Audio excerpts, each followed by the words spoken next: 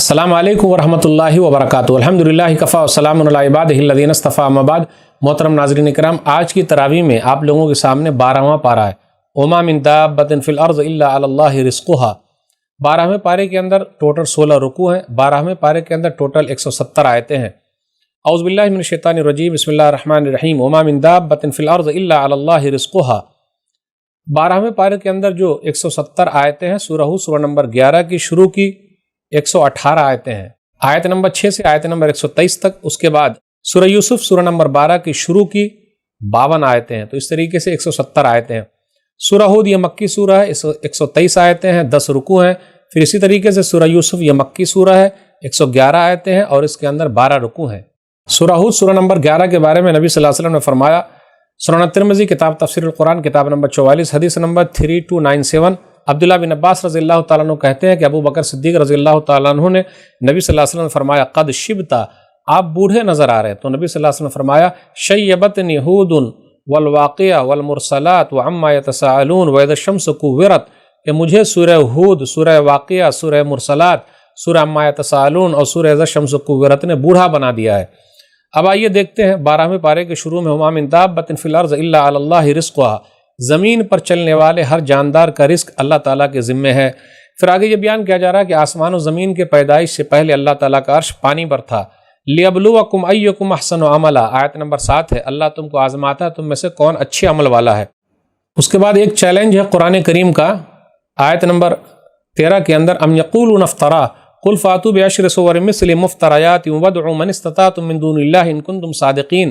وہ کہتے ہیں کہ نبی صلی اللہ علیہ وسلم نے خود گڑھ لیا ہے، آپ کہہ دیجئے پھر تم جیسی گڑی ہوئی 10 صورتیں ہی لے آؤ، اور اللہ کے سوا جن کو بھی مدد کے لیے بلانے کی طاقت رکھتے ہو بلا لو اگر تم سچے ہو۔ تو قرآن کریم ایک معجزہ اور چیلنج ہے، قیامت تک کے لیے کوئی بھی جیسا نہیں لا سکتا ہے۔ پھر اس کے بعد یہ بیان کیا جا رہا ہے کہ جو لوگ دنیا کے چکر میں اور جو لوگ آخرت کے چکر میں، وہ لوگ کیسے ہیں۔ مثل الفریقین کالأعمی والأصم والبصیر والسمیع هل یستویان مثلا افلا تذکرون، ان دونوں گروہوں کی مثال ایسے جیسے اندھا اور بہرا، دیکھنے والا اور سننے والا، کیا وہ دونوں اس وصف میں برابر ہو سکتے ہیں؟ کیا پھر بھی تم نصیحت نہیں پکڑتے؟ یعنی اندھا ہے دیکھنے والا ہے تو دیکھنے والا ایمان والا ہے، جو اندھا ہے وہ ایمان والا نہیں ہے۔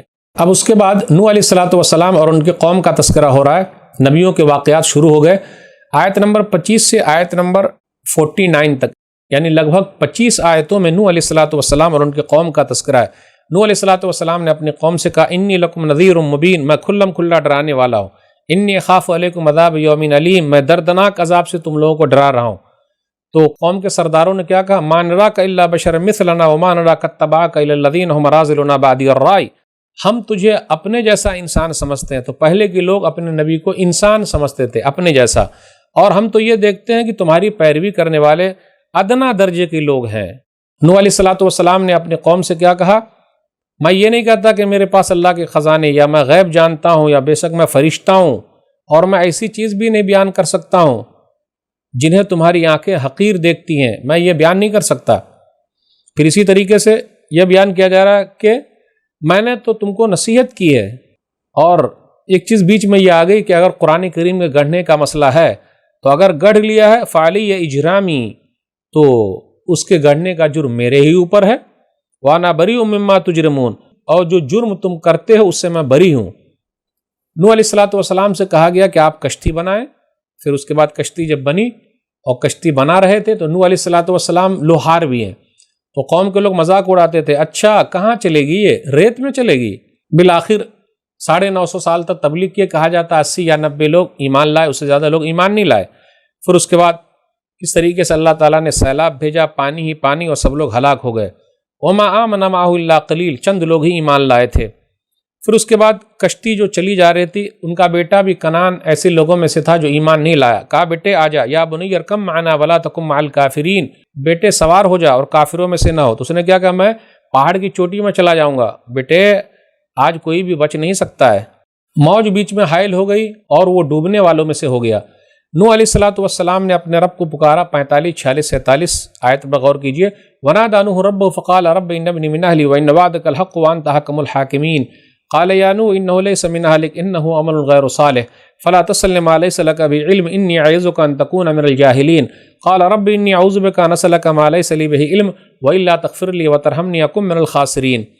اس کا خلاصہ یہ ہے کہ یہ میرا بیٹا ہے، میرے اہل میں سے ہے، تیرا وعدہ سچا ہے۔ تو اللہ نے کہا دیکھ تیرے اہل میں سے نہیں ہے، اس کا عمل صحیح نہیں ہے، اور اس چیز کے بارے میں سوال ہی مت پوچھو جو نہیں جانتے ہو۔ پھر اس کے بعد کہا اے اللہ میں تیری پناہ میں آتا ہوں، اگر تو نہیں بخشے گا، رحم نہیں کرے گا تو گھاٹا پانے والے میں سے ہو جاؤں گا۔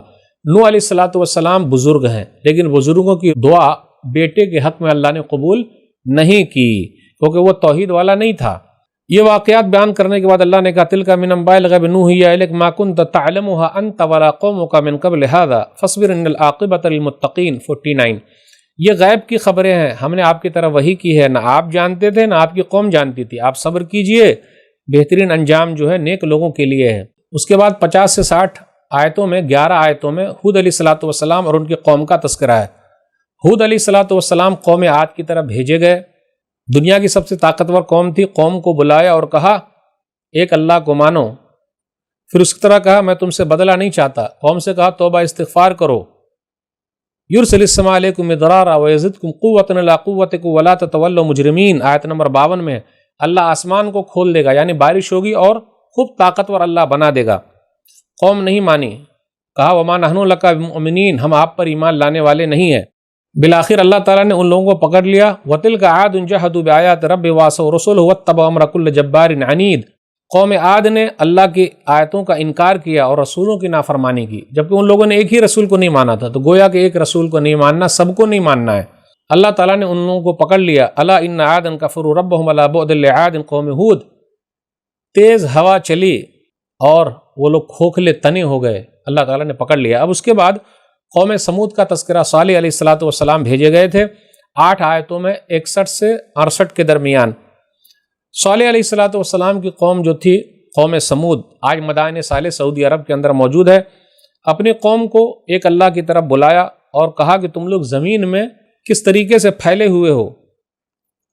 اپنی قوم سے یہ کہا کہ اللہ تعالیٰ نے تم کو بہترین ہنر دیا ہے۔ ان کے پاس ہنر کیسا تھا؟ ہتھوڑی لے لیتے، چھینی لے لیتے اور پہاڑ کو ہی تراش کے گھر بنا لیتے تھے۔ قوم نہیں مانی، قوم نے یہ کہا کہ آپ پہاڑ سے زندہ اونٹنی نکالیے، زندہ اونٹنی نکلی، اونٹ کے پیر کو ان لوگوں نے کاٹ ڈالے۔ اب کہا اب اللہ کا عذاب آئے گا، تیز چیخ کے ذریعے وہ لوگ ہلاک کر دیے گئے۔ قال لم یغنوا فیہا الا ان ثمود کفروا ربهم الا بعدا لثمود، گویا کہ وہاں وہ کبھی بھی نہیں رہے گھر میں، بے شک سمود نے اپنے رب کا انکار کیا، سنو سمودیوں کے لیے دوری ہے۔ اب اس کے بعد ابراہیم علیہ السلام اور لوط علیہ السلام کا واقعہ ہے، اور ان کی قوم کا واقعہ ہے، اور فرشتے کا واقعہ ہے۔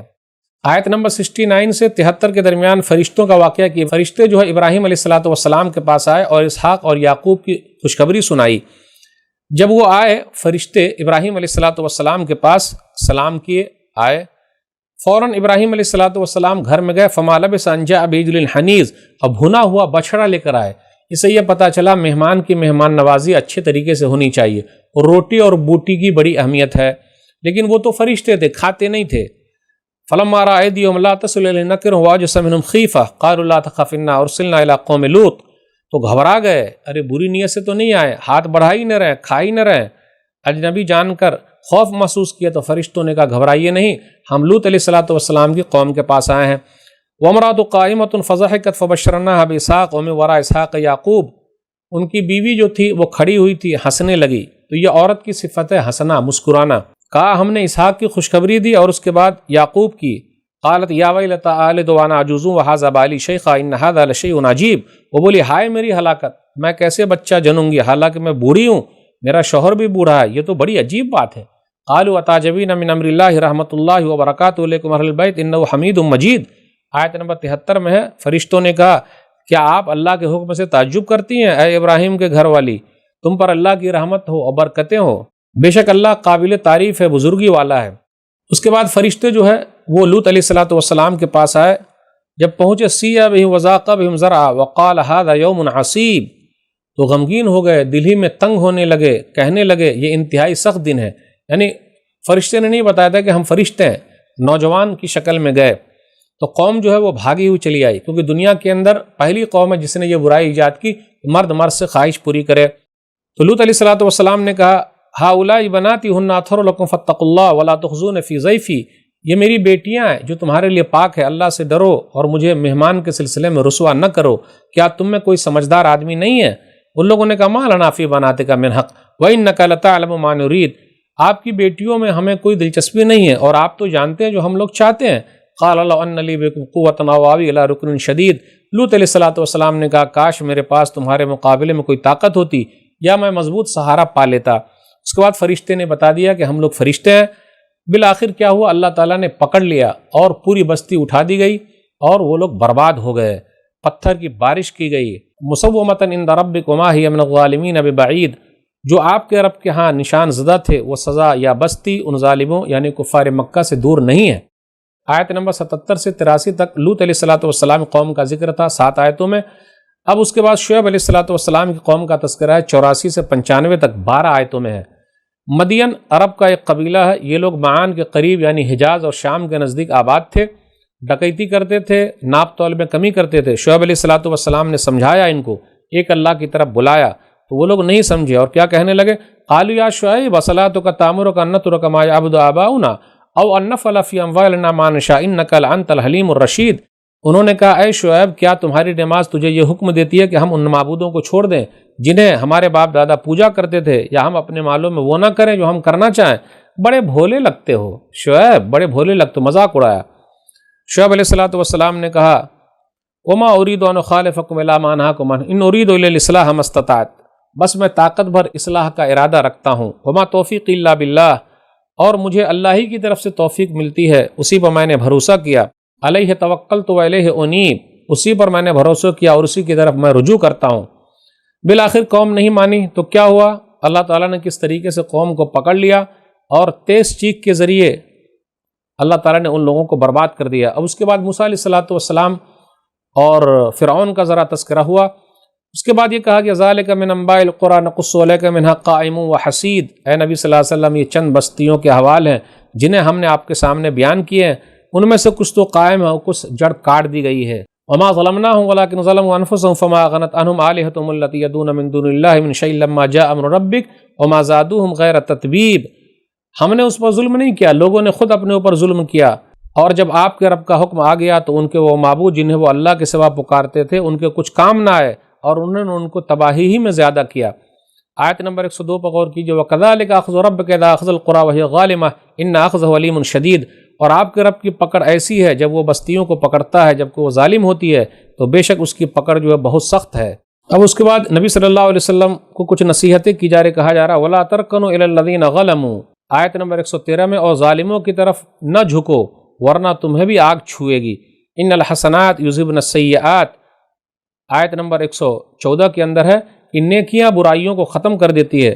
کہا جا رہا ہے ایک آیت نمبر 115 وَاصْبِرْ فَإِنَّ اللَّهَ لَا يُضِيعُ أَجْرَ الْمُحْسِنِينَ، آپ صبر کیجئے اللہ نیکی کرنے والوں کا اجر ضائع نہیں کرتا۔ پھر اسی طرح آیت نمبر 117 میں وَمَا كَانَ رَبُّكَ لِيُهْلِكَ الْقُرَىٰ بِظُلْمٍ وَأَهْلُهَا مُصْلِحُونَ، اور آپ کا رب ایسا نہیں ہے کہ بستیوں کو ناحق تباہ و برباد کر دے جبکہ ان کے باشندے اصلاح کرنے والے ہوں۔ پھر اسی طرح یہ بیان کیا جا رہا ہے وَكُلًّا نَقُصُّ عَلَيْكَ مِنْ أَنبَاءِ الرُّسُلِ مَا نُثَبِّتُ بِهِ فُؤَادَكَ، اے نبی صلی اللہ علیہ وسلم یہ رسولوں کے قصے جو ہم نے آپ کے سامنے بیان کیے ہیں یہ وہ چیزیں ہیں جن کے ذریعے ہم آپ کا دل مضبوط کرنا چاہتے ہیں۔ اخیر میں کہا جا رہا وَمَا رَبُّكَ بِغَافِلٍ عَمَّا تَعْمَلُونَ، اور آپ کا رب جو تم لوگ کرتے ہو اس سے غافل نہیں ہے۔ اب اس کے بعد سورہ یوسف، یہ مکی سورہ ہے، اس کے اندر 111 آیتیں ہیں اور 12 رکوع ہیں۔ سورہ یوسف کے اندر یہ کہا گیا ہے یہ بہترین قصہ ہے، نحن نقص علیک احسن القصص، بہترین قصہ ہم آپ کو بیان کر رہے ہیں۔ یوسف علیہ الصلوۃ والسلام اور نبی صلی اللہ علیہ وسلم میں مماثلت، دونوں میں برابری بتائی گئی ہے کہ مکہ والوں نے نبی صلی اللہ علیہ وسلم کو نہیں چھوڑا تو اسی طریقے سے کنعان والوں نے، ان کے بھائیوں نے ان کو نہیں چھوڑا۔ یوسف علیہ الصلوۃ والسلام کو کنویں میں ڈال دیا، نبی صلی اللہ علیہ وسلم کو بھی مکہ والوں نے شیب ابی طالب میں 3 سال کے لیے ڈال دیا۔ یوسف علیہ الصلوۃ والسلام نے اپنے بھائیوں کو معاف کر دیا، نبی صلی اللہ علیہ وسلم نے بھی مکہ والوں کو فتح مکہ کے موقع پر 8 ہجری میں معاف کر دیا۔ ہم آپ کو بہترین قصہ بیان کر رہے ہیں۔ یوسف علیہ الصلوۃ والسلام نے خواب میں دیکھا 11 ستارے، سورج اور چاند سب ان کو سجدہ کر رہے ہیں۔ سورہ یوسف بہترین سورہ ہے، بار بار پڑھنی چاہیے۔ آپس میں لوگوں کے جو حالات ہیں اس کو دیکھنا چاہیے، خاص طور پہ گھر کے حالات، بھائیوں کے حالات، کس طریقے سے بھائیوں نے چال چلی، جسے اللہ رکھے اسے کون چکھے۔ تو کہا یوسف علیہ السلام نے میں نے خواب دیکھا ہے ابا جان کہ 11 ستارے سورج اور چاند سے مجھ کو سجدہ کر رہے ہیں۔ آیت نمبر 5 بغور کیجیے، یا بنی لا تقصص رؤیاک علی اخوتک فیکیدوا لک کیدا ان الشیطان للانسان عدو مبین۔ بیٹے کسی کو اپنا خواب مت بیان کرنا کیونکہ وہ لوگ چال بازی کریں گے، بھائیوں کو مت بتانا کیونکہ وہ چالیں چلیں گے، شیطان جو ہے وہ انسان کا کھلا ہوا دشمن ہے۔ بالآخر بھائیوں نے چالیں چلی اور کیا ہوا، یوسف علیہ السلام اور ان کے بھائیوں نے دیکھا تو کہا دیکھو ابا یوسف کو بہت چاہتے ہیں، چلیے اب ہم لوگ کہیں گے ابا جان سے کہ ابا جان یوسف کو بھیجیے ہمارے ساتھ، ارسلوا معنا غدا یرتع ویلعب وانا له لحافظون، ہم جائیں گے، موج مستی کریں گے، کھیلیں گے، ہم اس کی حفاظت کریں گے۔ بالآخر ان لوگوں نے منا لیا اور یوسف علیہ السلام کو لے گئے۔ جب لے گئے اور کنویں میں ڈال دیا، جب کنویں میں ڈال دیا تو دیکھ لیجئے یوسف علیہ السلام اپنے گھر سے کنویں میں چلے آئے۔ شام کے وقت، رات کے وقت بھائی لوگ آئے اور کرتا لے کر آ گئے اور اس میں خون لگا ہوا تھا، تو اپنے ابا سے کہا کہ وہ بھیڑیے نے کھا لیا۔ وجہ ابا ہمیشہ یبکون، روتے ہوا ہے، یہ جھوٹ کا رونا تھا، روتے ہوا ہے، اور وہ کرتا لے کر آگے جس میں خون لگا ہوا تھا، تو کہا یعقوب علیہ السلام نے قال بل سولت لکم انفسکم امرا فصبر جمیل واللہ المستعان علی ما تصفون، آیت نمبر 18 میں، ارے یہ تو تمہارے نفسوں نے یہ بات گڑھ لی ہے، صبر ہی بہتر ہے اور اللہ ہی ہے جس سے اس کام پر مدد لی جائے گی جو تم بیان کرتے ہو۔ یوسف علیہ السلام کنویں میں ہے، وہاں سے گزر ہوا قافلے کا جو مصر جا رہا تھا، ان لوگوں نے ڈول ڈالا، یوسف علیہ السلام ڈول کے اندر چلے آئے تو کہا قال یا بشرا ھذا غلام، ارے یہ تو بچہ ہے۔ اس کے بعد پھر وہ لوگ ان کو لے کر چلے۔ یوسف علیہ السلام اپنے گھر سے کنویں میں آ گئے، کنویں سے نکل کر آپ مصر جا رہے ہیں۔ اب دیکھیے جسے اللہ رکھے اسے کون چکھے۔ مصر کے اندر جب پہنچ گئے تو عزیز مصر نے اپنی بیوی سے کہا اکرمی مثوا عسیٰ ان ینفعنا او نتخذہ ولدا وکذالک مکننا لیوسف فی الارض، اپنی بیوی سے کہا جاتا زلیخا نام تھا، واللہ عالم قرآن و حدیث میں ذکر تو ہے نہیں، اپنی بیوی سے کہا اچھی طرح سے رکھ، ہو سکتا ہے یہ ہمیں فائدہ دے یا اسے ہم بیٹا بنا لیں گے۔ عزیز مصر کہا جاتا یہ وزیر خزانہ تھا مصر کا، واللہ عالم۔ تو اللہ نے کہا کہ ہم نے کس طریقے سے یوسف کو زمین میں جگہ دے دی۔ اب اس کے بعد یوسف علیہ السلام عزیز مصر کے گھر کے اندر ہیں۔ آیت نمبر 22، 23 سے 29 تک غور کیجئے، بڑے خوبصورت تھے، ان کی امی بھی خوبصورت تھی۔ تو بالآخر زلیخا نے یا عزیز مصر کی بیوی نے بہلایا فسلایا، وراودته التي هو في بيتها عن نفسه وغلقت الابواب وقالت هيت لك قال معاذ الله، اس عورت نے دروازوں کو بند کر دیا، بہلایا فسلا اور کہا ہمارے ساتھ غلط کام کرو۔ یوسف علیہ السلام نے کہا اللہ کی پناہ یہ کام نہیں کر سکتا۔ وہ آگے آگے بھاگے، وہ پیچھے پیچھے بھاگی، پیچھے سے اس نے کرتا پکڑ لیا اور پھاڑ دیا۔ جب گیٹ پر پہنچی تو اس کا شوہر بھی آ گیا، بہت بھولی بن گیا اور کہا قالت ما جزاء من اراد باهلك سوءا الا ان يسجن عذاب الیم، اس کی سزا کیا ہے جو تمہاری بیوی کے ساتھ برائی کا ارادہ کرے سوائے اس کے کہ اسے قید کر دیا جائے یا دردناک سزا سے دوچار کیا جائے، قید کر دیا جائے۔ تو ایک آدمی تھا گواہی دینے والا، اس نے گواہی دیا، یہ کون تھا پتہ نہیں، لیکن عورت کے خاندان سے تھا یہ بتایا جا رہا ہے۔ اس نے یہ کہا کہ اگر کرتا آگے سے پھٹا ہوا تو وہ عورت سچی ہے، وہ جھوٹے ہیں، کرتا اگر پیچھے سے پھٹا ہوا ہے تو وہ سچے یہ جھوٹی ہے۔ تو دیکھا گیا کرتا پیچھے سے پھٹا ہوا، تو یہ کرتے کی بھی بڑی اہمیت ہے، تو کرتا بھی پہنا کیجئے۔ تو کرتا پیچھے سے پھٹا ہوا تھا۔ عزیز مصر سمجھ گئے، اپنی بیوی سے بھی کہا، یوسف علیہ السلام سے کیا کہا، یوسف وارث انحاظ، آپ چھوڑ دیجئے، اور اپنی بیوی سے کہا جا اپنے گناہوں کی معافی مانگ، تو خطا کار لوگوں میں سے ہے۔ اس کے بعد عزیز مصر کی بیوی کے بارے میں مصر کی عورتوں میں یہ بات پھیل گئی کہ وہ اپنے نوکر سے محبت کرنے لگی ہے، قد شغفہا حبا، اس کے دل میں محبت گھر کر گئی ہے۔ اس کے بعد عزیز مصر کی بیوی نے عورتوں کو دعوت دی اور یوسف علیہ السلام کو سامنے سے گزارا۔ عورتوں نے اپنے ہاتھ میں چھڑیاں لے رکھی تھی، کوئی پھل وغیرہ کاٹنا تھا، تو کیا کیا انہوں نے جب دیکھا یوسف علیہ السلام کو، وقطعن ایدیہن وقلن حاشا للہ ما ھذا بشرا ان ھذا الا ملک کریم، اپنے ہاتھ ہی کاٹ ڈالی اور کہا اللہ کے لیے پاکی، یہ کوئی انسان نہیں بلکہ معزز فرشتہ ہے۔ تو کہا زلیخا نے دیکھا ہم کو تم بول رہی تھی یہ تو وہی ہے نا۔ اس کے بعد یوسف علیہ السلام جیل میں ڈال دیے گئے، گھر سے نکلے کنویں میں گئے، کنویں سے عزیز مصر کے گھر میں آ گئے، اب یہاں سے جیل میں چلے گئے۔ تو ناحق بھی جیل میں ڈالا جا سکتا ہے، جیسے یوسف علیہ السلام جیل میں رہے، کہا جاتا ہے 9 سال رہے یا 12 سال رہے یا 14 سال رہے۔ قال رب السجن احب الی مما یدعوننی الیہ، یوسف علیہ السلام کے ساتھ جیل میں 2 آدمی اور آئے، 2 نوجوان اور آئے، تو دونوں نے خواب دیکھا، تو خواب کی تعبیر یوسف علیہ السلام جانتے تھے کیا ہے، پوچھا تو یوسف علیہ السلام نے موقع کو غنیمت جانا اور دعوت و تبلیغ کی. کیا کہا؟ یا صاحب السجن ارباب متفرقون خیر ام اللہ الواحد القہار، آیت نمبر 39 میں. جیل کے ساتھیوں یہ بتلاؤ بہت سارے اللہ بہتر ہے یا ایک اللہ جو زبردست ہے. اس کے بعد یہ کہا تم میں کا ایک آدمی بادشاہ کو شراب پلائے گا اور ایک آدمی جو اس کا سر قلم کر دیا جائے گا. لیکن یہ نہیں کہا کہ تیرے ساتھ ایسا ہوگا تیرے ساتھ ایسا ہوگا، ورنہ وہ گھبرا جاتا. لیکن ان کو جو امید تھی تو کہا دیکھ بھائی چھوٹ جانا تو میرے بارے میں بادشاہ سے بتانا.